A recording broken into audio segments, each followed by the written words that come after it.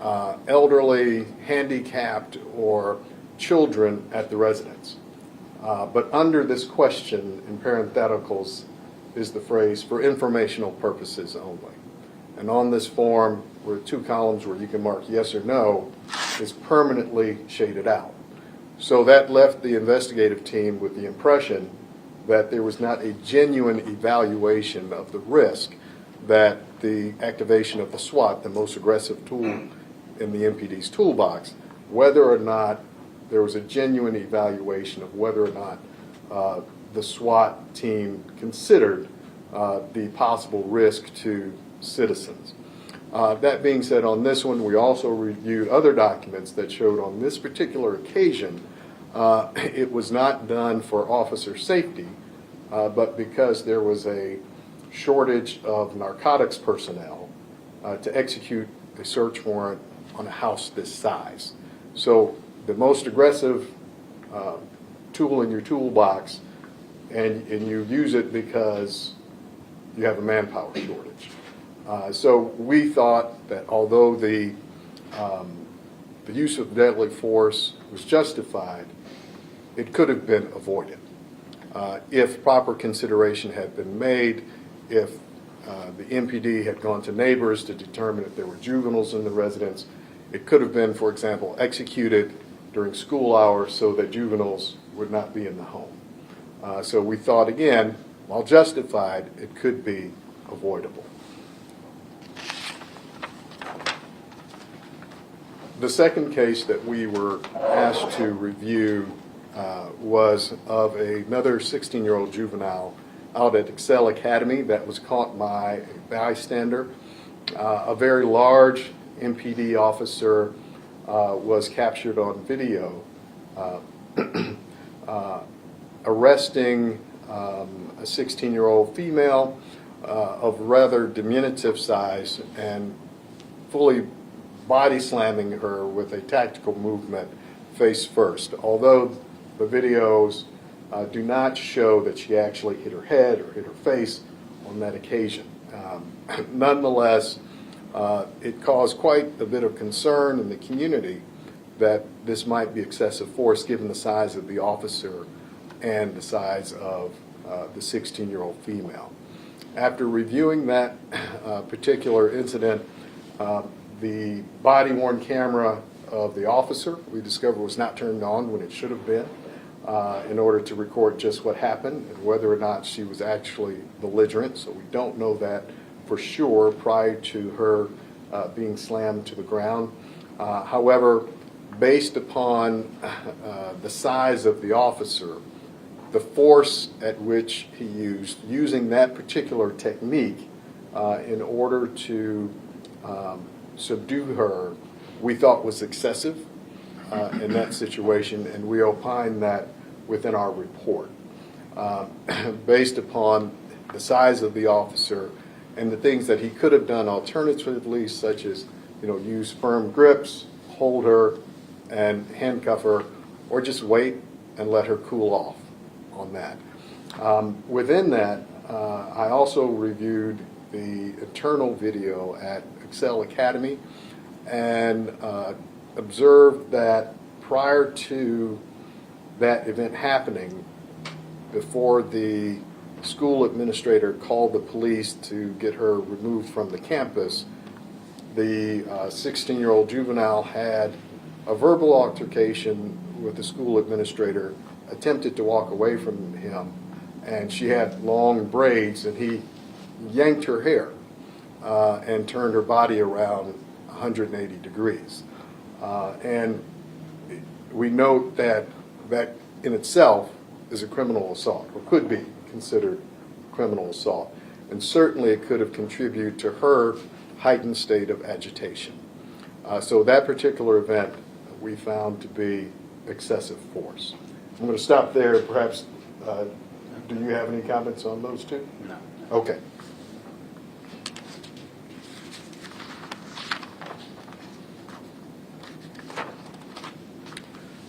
The next case I'll talk about is Mr. Jawan Dallas. You might remember this is the one where the taser was used at the mobile home park Police received a call that there might be a possible burglary at a particular address.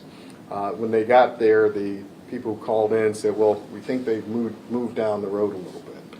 And so the officers on foot traveled down the road a little bit, and they encountered two individuals. One was behind a fence, and it was encapsulating a particular mobile home, and it was locked. So the officers inquired, how did you get behind the fence? Do you live there? And he said no. And they asked him to hop the fence and provide his identification. He provided his identification. Next, they saw Mr. Dallas in a vehicle. They made inquiry of him to provide his identification. He looked around the vehicle, but did not produce his identification. The officers asked several more times for him to produce the identification. He did not. Ultimately, police opened the door by reaching in and asked him to step out. When he stepped out, he immediately began to run, and the two officers tackled him, and then a pretty good melee between those three individuals ensued, to the point where the person who had called in the original complaint was observing what was happening and said that, hey, you all, MPD, needs to get some more people out here in order to help the officers who are here on the scene. And at one point in the struggle, one of the officers decided to tase Mr. Dallas in order to get him to comply, to stop being combative, to stop hitting them and wrestling with them, resisting arrest. And at one point, Mr. Dallas actually goes for the taser of one of the officers, and there's a struggle for the taser. And at that point, the officer is able to get the taser back, and they are able to tase him a couple more times. But the taser, from their perspective, is completely ineffective, and they actually just throw the taser to the side, and eventually they wrestle with Mr. Dallas and subdue him. Now, during that time, he's placed in handcuffs, he's on the ground, and that use of force in that situation was reasonable based upon a person fleeing and being combative with the police. Now, what follows after that was very troubling in that Mr. Dallas repeatedly asked for medical assistance. The EMS had been called by the police. However, when he requested water, or that the officers pour water on him, that he didn't feel good, that his arm hurt, that he could not breathe, he was told by officers 5 times, shut the F up.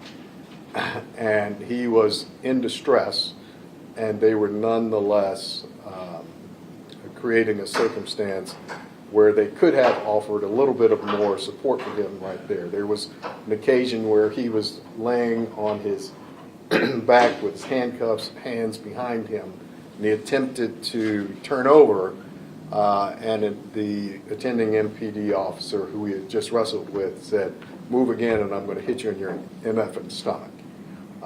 Both of these things are unacceptable. There is a tertiary officer that is kind of dealing with a citizen that is hearing Mr. Dallas's cries and makes an inquiry of the officer about what's going on and that they need to attend to Mr. Dallas. And unfortunately, this officer then gets into a verbal altercation with the bystander and tells him, well, bring your ASS over here and we'll whoop you too. These are all actions that were done by the Mobile police officers on the scene. So while the use of force in the situation was acceptable given the context of a fleeing suspect that they suspect is engaged in a burglary who is combative with them on the scene, how Mr. Dallas was treated after he was in custody is problematic. Now the EMS, when they got to the scene, and this is county EMS, they didn't immediately look in on Mr. Dallas, and when she did actually talk to Mr. Dallas. She said, "Hey, I'm an EMT. Don't mess with me. Don't fight with me. Don't mess my SHIT stuff up." All very problematic for an individual who is in medical distress requesting medical support. So those instances are very problematic. So we made several recommendations within our report to improve how MPD responds to those type of situations.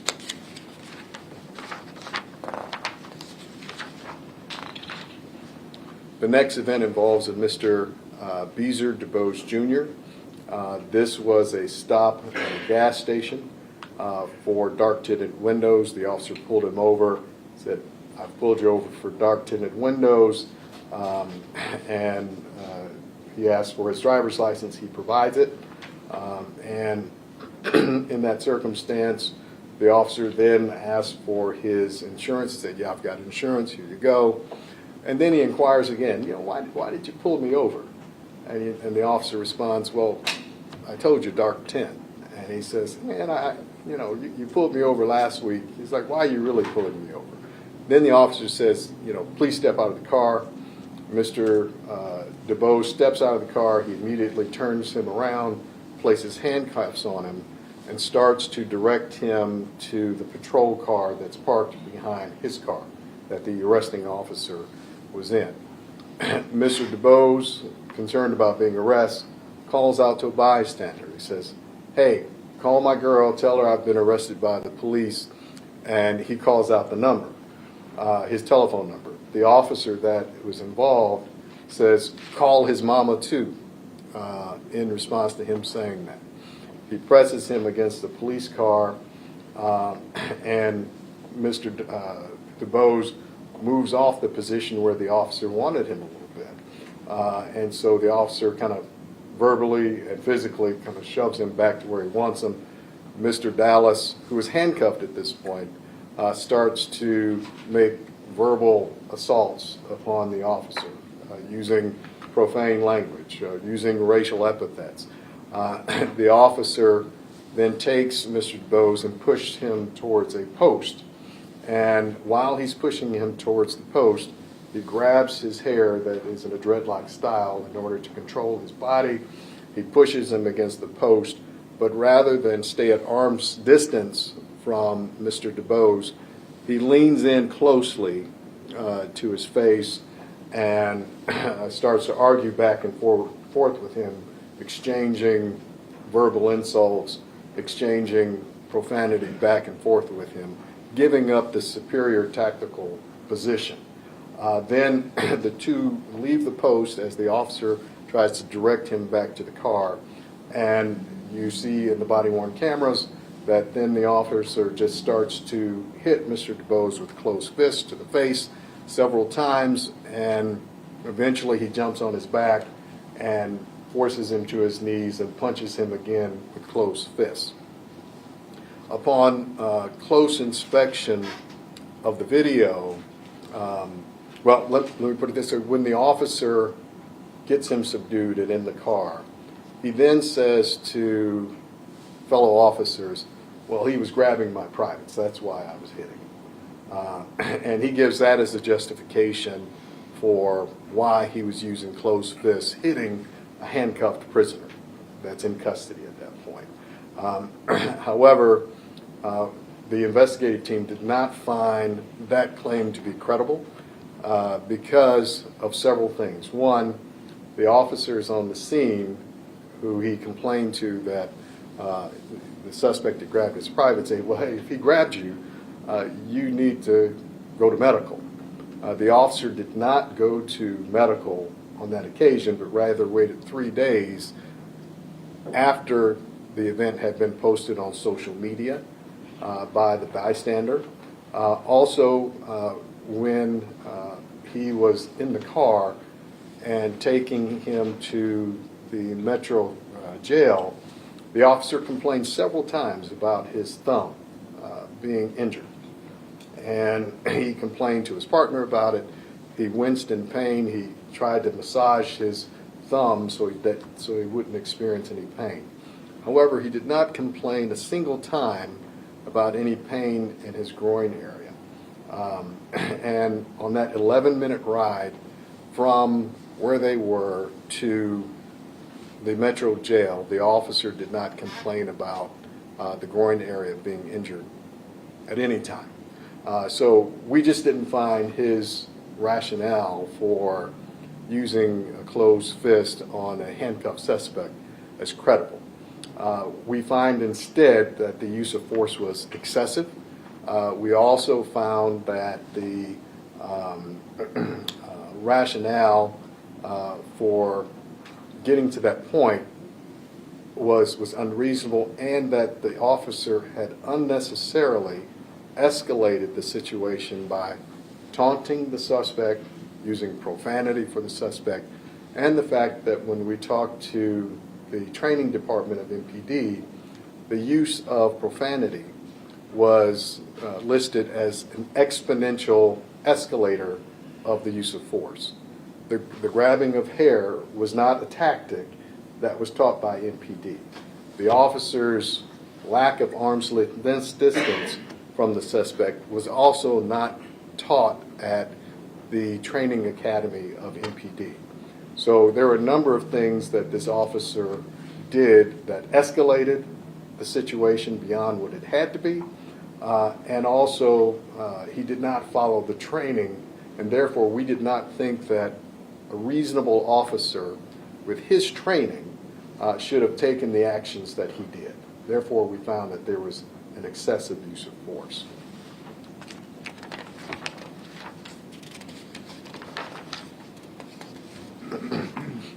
The next to the last incident was Christopher Jones. Christopher Jones was sleeping on a roof, and several neighbors called and said, hey, there's an individual sleeping on the roof. Officers arrived. They took a tree branch. They hit the under part of an awning and asked him to come out. Mr. Jones came out and started a conversation with the officers. They asked him to get down because the neighbors he was scaring the neighbors. And he said, scaring the neighbors? And the officer said, get off the roof, F, immediately using bad language. And he also then unhooked his taser, put his hand on his taser, and he said, Mr. Jones said, you're going to tase me? And the officer said, yeah, if you don't get off the roof, I'm going to tase you. So Mr. Jones immediately recognized that the escalation of use of force was rather rapid. In that situation, Mr. Jones, then concerned about being tased, started to walk back and forth on the roof so that he can jump down where the officers were not. And then there was some additional conversations with the officers where they said that they wouldn't tase him. However, he managed to get back to the back side of the house, jump down, and there was a fence separating the front from the back of the house, and the officer that was still in the front of the house saw that Mr. Jones was reaching into a bag.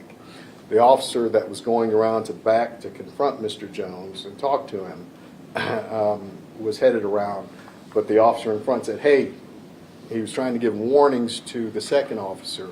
When the second officer got around to the back, Mr. Jones leveled the barrel of a gun at him, took a shooter stance. The officer responded by firing several times at him, as well as the officer in the front, using deadly force against Mr. Jones. In the context of whether or not the use of force was appropriate in that circumstance, the officers did perceive reasonably a threat of injury or great bodily harm.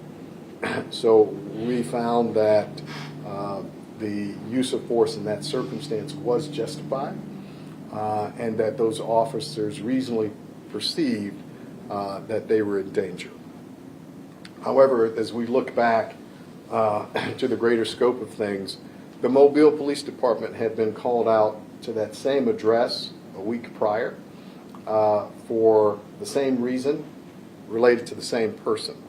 However, MPD dispatch did not share those facts with the officers that were responding to the call. Nor did the officers have enough community engagement, even though this was their beat, to be aware that Mr. Jones had mental health issues. And if they had perceived that he had mental health issues, how they handled that situation was exactly the opposite of how MPD training guided them with respect to interacting with mentally ill persons on the scene, such as run, run, you better run, the threat of the use of the taser, the use of profanity, all of which were escalating factors for someone, particularly with mental illness, such as Mr. Jones. So we made recommendations related to that to hopefully improve what MPD dispatch provides to officers responding to a scene, and we also recommended that they augment their training for recognizing mental illness and how to interact with the mentally ill if they're encountered on the job. Okay, you were listening to former U.S. Attorney Kenyen Brown talk about that report. He was hired in as a third party to investigate some incidents that happened with the Mobile Police Department that eventually led to what the mayor said was the release of Chief Paul Prine. We're going to have break that down for you at 10 o'clock and also have reaction from the chief. That's at 10.